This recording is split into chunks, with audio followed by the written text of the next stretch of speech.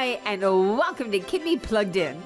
On this episode, we welcome back Marissa Nahanee from the Nisga'a and Squamish First Nations. Marissa joins the Kidney Wellness Hub Come Cook With Us chefs, Dani and Anja, to share with them two of her favorite recipes that were go-to dishes for her during her years on dialysis. And Marissa shares her personal journey from dialysis patient to transplant recipient. But first, we proudly present a performance by Marissa and her parents as they opened the 2024 Kidney Gala with an original Indigenous song. All this is coming up next, right here on Kidney Plugged In. At the 2024 Kidney Gala, Marissa Nahanee from the Nisga'a and Squamish First Nations was joined by her father, Elder Latash Maurice Nahanee, and her mother, Deliah Nahanee, in presenting this traditional song. We will sing Greeting of the Day. The song was composed by our Aunt Sequoia in Stanley Park at the beginning of the 19th century. And the song is a thankful to everybody who's here, and that to remind us that every day is a new day to start new.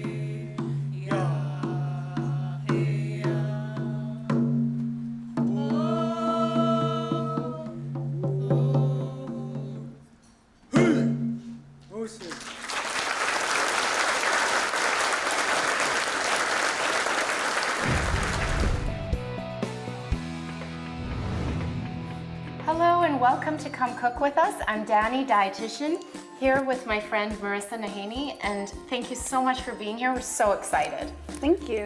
Tanoia, Tanon Simmons, Yaya, Mechim Kushaman, Marissa Nahanee, Queensna, Squamish, Ochmel, 8 Nisga'a, Ochmel, Analaxan, Squallow, and Teat Seats. All right, little translation. My ancestral name is Mechwache'em. My English name is Marissa Nahanee, and I come from the Squamish and Nisga'a peoples here in BC, Canada.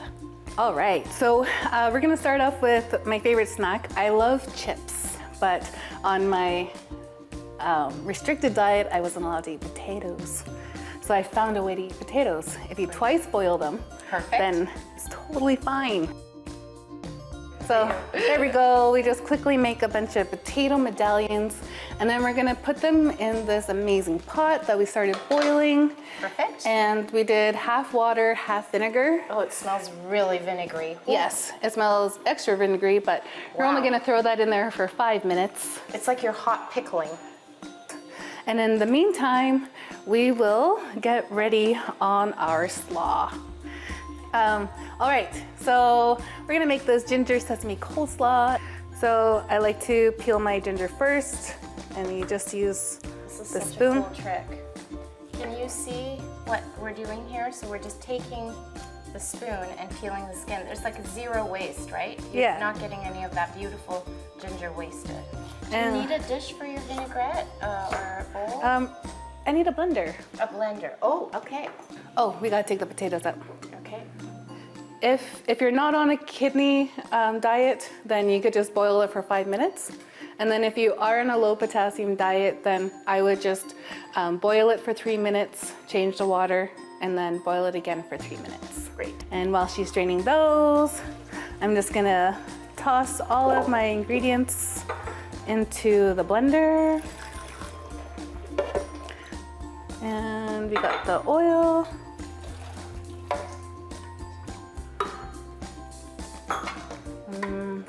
We don't need a lot of sesame oil just because it is kind of an overwhelming. It smells so good. Wow. And last but not least, we got that beautiful garlic. Just throw it in there and we're done. We're blending it up and it's gonna taste amazing. Perfect. I forgot to. Oh, no problem. There's time. I just need There's time to add chili. Just need like just a little bit. Don't need lots. Just a dash of that and a dash of salt and pepper. You're getting a lot of antioxidants from the ginger, the garlic, the chili, the onion, and you're getting really healthy oils from the sesame seed.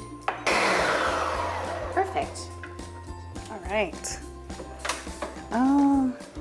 Today we are gonna make a beautiful slaw. Wonderful. With just half a cup of cabbage, half a cup of lettuce, and we're gonna use some green onions. And then we're just going to chop these up. This is so beautiful, and you can see the little flecks of chili in there, just the little pretty red flecks, and this is such a great dish. I can't wait to make this. I love the dressing. All right, so we boiled our potatoes for 5 minutes, and now they're ready to go in the air fryer. They're lightly tossed in some oil, and we're going to put them at 375 for 20 minutes and flip them halfway through. Okay, so while the potatoes are making, they're doing their jam, they're getting crispy. So this one's easy. You open up a jar of fish and you put a little bit of mayo. We don't need as much because it's a really small jar. And the salmon's quite rich in omega-3s, so it's got a lot of moisture to it. So it's a nice one that you don't have to dress heavily. It's not like tuna, it's so dry, right? yeah.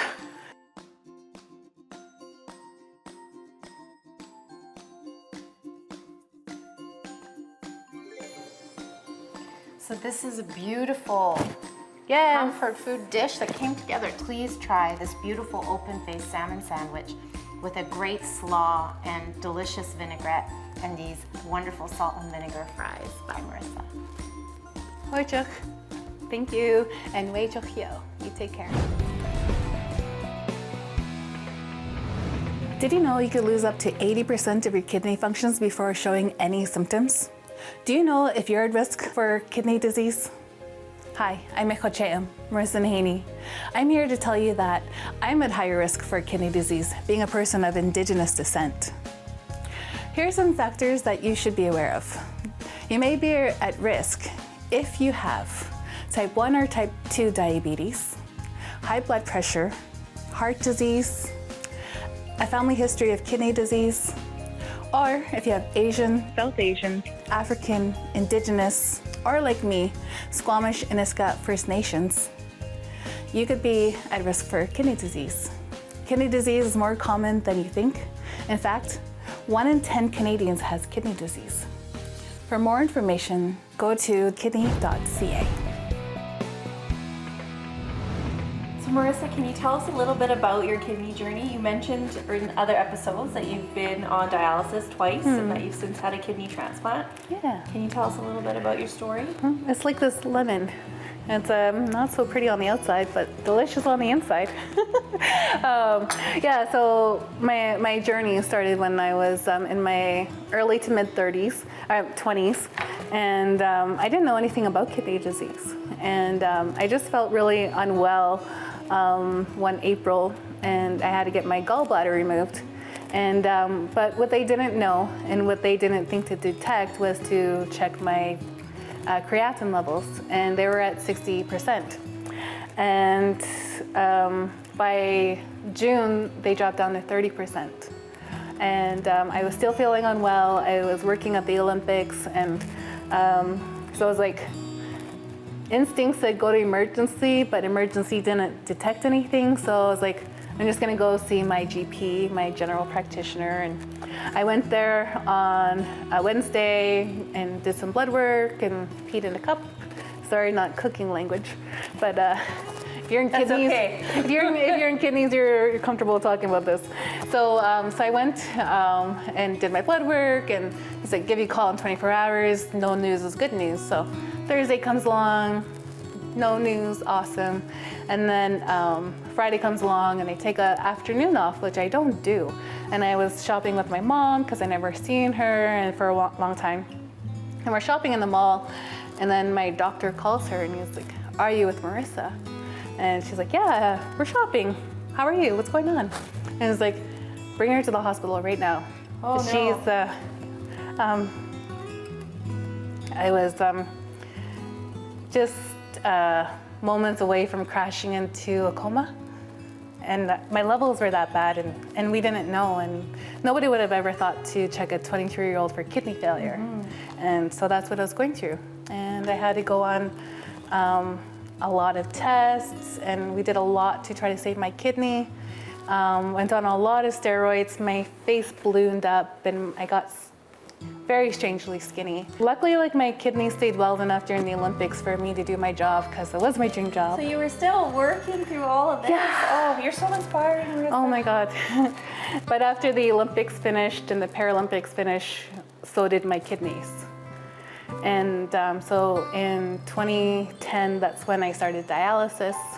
And it was really hard because they threw in a hemo catheter line. So those are what these scars are from. It's hard to tell people, you know, these aren't hickeys. It's my bullet holes. I'm just kidding. No, so then I've had to learn how to love my scars. And I was on dialysis for about a year and a half. And the process for me was extremely depressing. I gained the depression unmatchable, even to this day. And because my body was so confused, like, why are we still here? What's going on?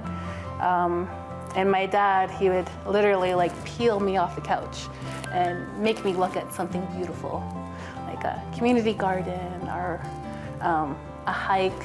Well, he'd bring me to a higher place on the mountain to look, and, you know, just kind of forcing me to see beauty, and it eventually helped. And luckily I found a place where I got to work a couple hours and share and start bringing me a little bit back to life. And I was afraid to go on transplant because the transition from having kidney to dialysis was so stark. I was too scared. So Christmas came, and my mom and I decided not to get each other gifts, and said the only thing we're gonna do is sign each other's papers. So I'm gonna sign up for a kidney transplant, and she's gonna sign up to be a donor. Wow. And we did it, and we were a match. And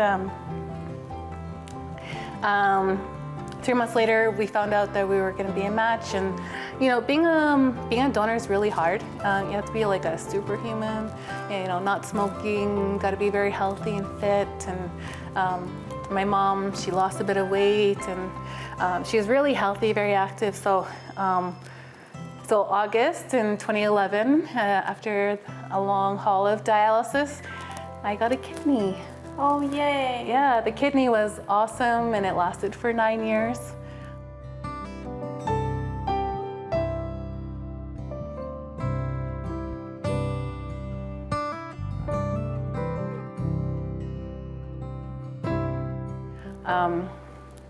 Unfortunately, in 2020, I had some troubles and I had some rejection, and so I hid up in one of my friends' cabins for a few months to try to hold on to my kidney as long as I could. And but May 2020 is when my transplant failed, and I went back on dialysis, and which is even harder because you know what you're signing up to. Yeah. And it's just really hard. So lots of prayer, ceremony, cooking is ceremony, visiting family is ceremony. So, making sure that I find points of beauty to look at, and moments to smile, and it's a lot harder too with a second transplant because instead of having a large pool of people to look at, I was only able to match with 5% of the population. And so it was a lot of thought and prayer, and after 3.5 years, we found a match. And in a few days is my 1-year anniversary. 1 year anniversary, Yeah. That's awesome. And I really want to thank anyone who are donors. My kidney was from someone who became brain dead, and so that's really hard to accept. Someone's life ending to make your life continue is psychologically something to get, because I don't want to hurt anybody.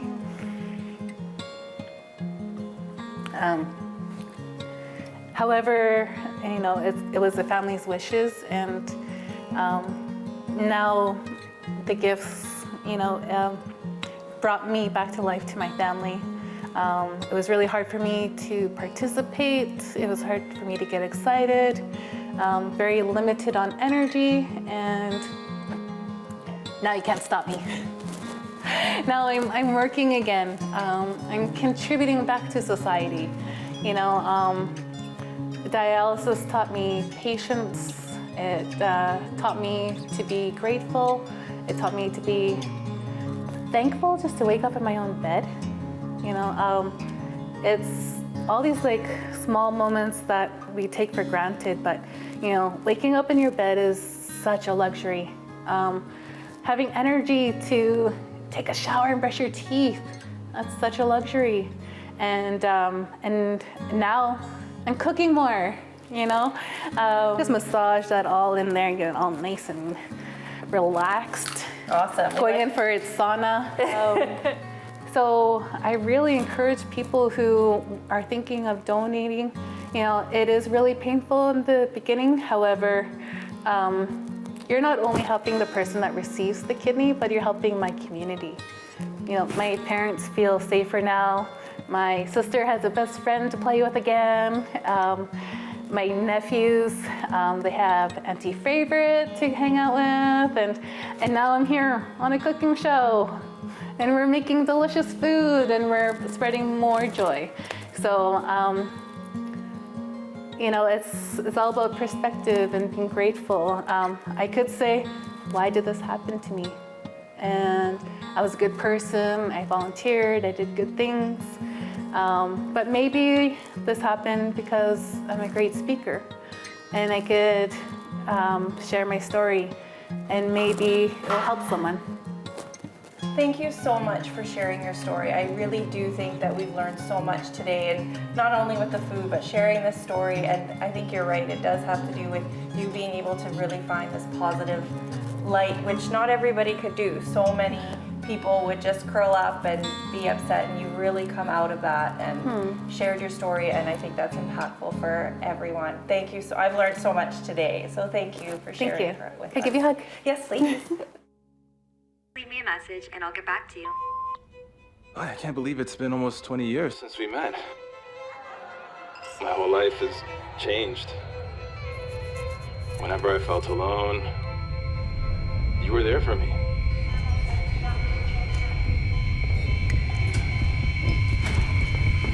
I guess what I'm trying to say is, I couldn't have done it without the Kidney Foundation. And now, I need you more than ever.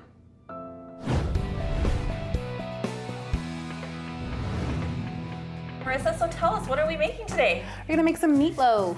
Yum. I'm super excited about this because most of my family don't like meatloaf. But for some reason, they love it when I cook this recipe. And we got some simple ingredients. We got half a baguette of French bread, some parsley and onion, some beautiful Parmesan cheese, eggs. And we got half a pound of beef today and half a pound of chicken. And 1 package of prosciutto. And then we're done, and it's amazing. All we gotta do is mix all these lovely ingredients together with a few steps. All right, so let's get started. What can I?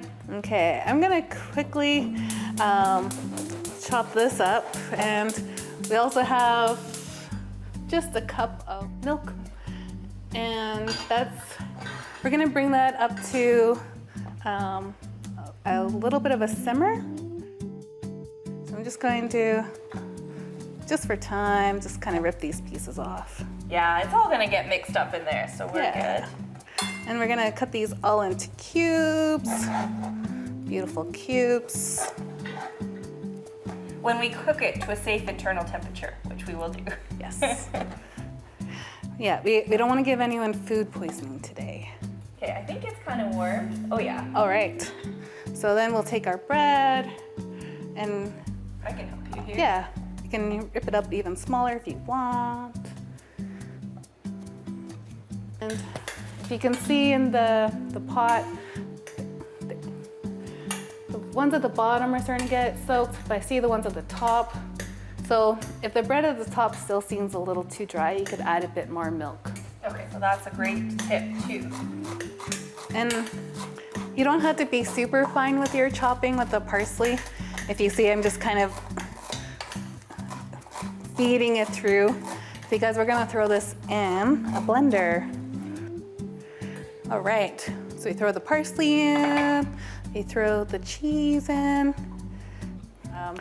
I always try to make sure while I'm cooking to stay in a positive attitude. In Indigenous culture, we always say, don't be negative while you're cooking, because whatever you're thinking and feeling is going to go in the food. And so while I'm cooking, I'm so excited that this food is going to nourish me. I'm excited for the people I get to cook. When they eat this food, they're going to be laughing, talking about times that help them, make them happy. And I think it's an honor. So we got all the parsley and the cheese and the prosciutto chopped up. It smells so good already. We're gonna throw our mixture in there. Oh, did I not put enough milk in maybe? We'll see. Go. Okay. And what I found out about cooking is that sometimes I follow a recipe exactly and be like, oh my God, it turned out exactly as it did on Rachel Ray. Should we chop it? Yeah. How about I chop it because you know how to do it? Okay. Yeah, does that sound good? Yeah. Okay. All right, so I'm just helping you chop up this onion. And then I gotta get my hands dirty. The best tools are your hands. Yeah. And the egg acts like a really nice binder.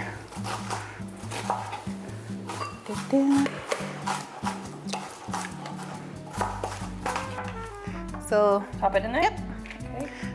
all the meat, all the onions, all the eggs, and then you just squish. Love it. Yeah, so now we got these.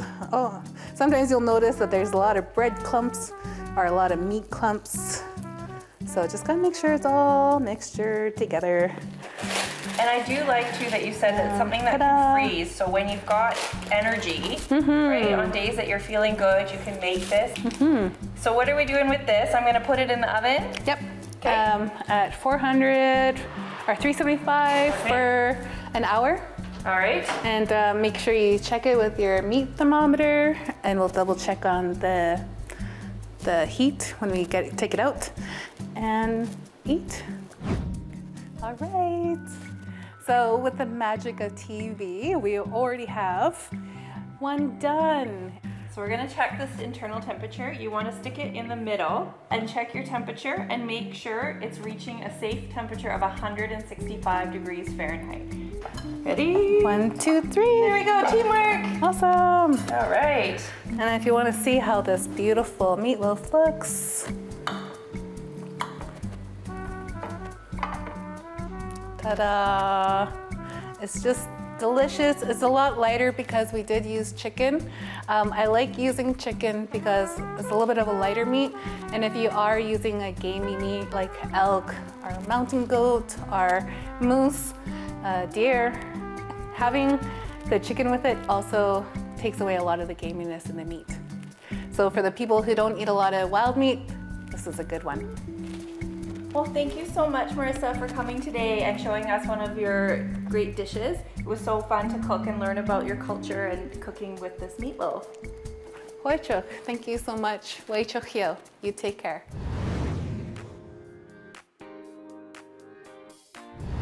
Bonjour, comment ça va? I'm just kidding. Good evening, everybody. It's so wonderful to see each and every single one of you. The Kidney Gala is a huge importance to our family. My father, he is on dialysis, and myself, I received 2 kidney transplants.